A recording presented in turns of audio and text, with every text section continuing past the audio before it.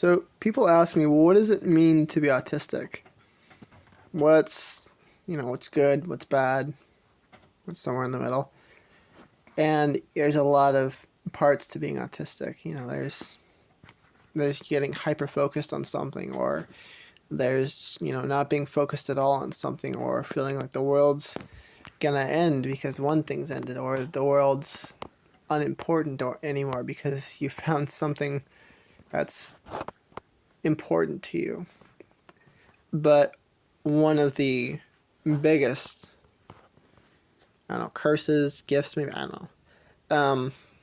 One of the biggest curses of being autistic is that you fall in love. You find somebody, and, at first, maybe they just seem like some ordinary person, but you get to know them more and more, and, they seem more and more incredible to you.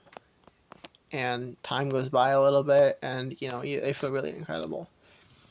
And another hallmark of being autistic is they call it all or nothing thinking. It's, either you're all in 100% or you're out. It's hard to find gray space. It really is.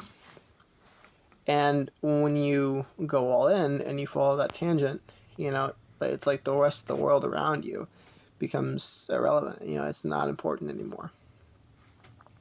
And so in love, when you find somebody, or not even love, but when you find somebody, I mean, you fall head over heels for them. You learn everything about them. You learn their favorite flower, their favorite color, their favorite food. There was this one girl that I felt really hard for. Her name was Kylie. And I mean, I could tell you, that she loves sunflowers. I could tell you that her favorite color it wasn't polka dots. It was called confetti. And it was like this, like a spotted kind of color.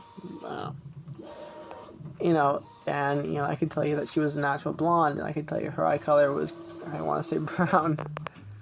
You memorize everything about that person. They become everything you want, and the only thing you think about.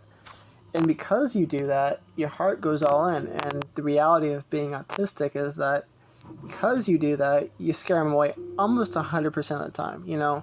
The only exception to that rule is finding somebody else who is autistic.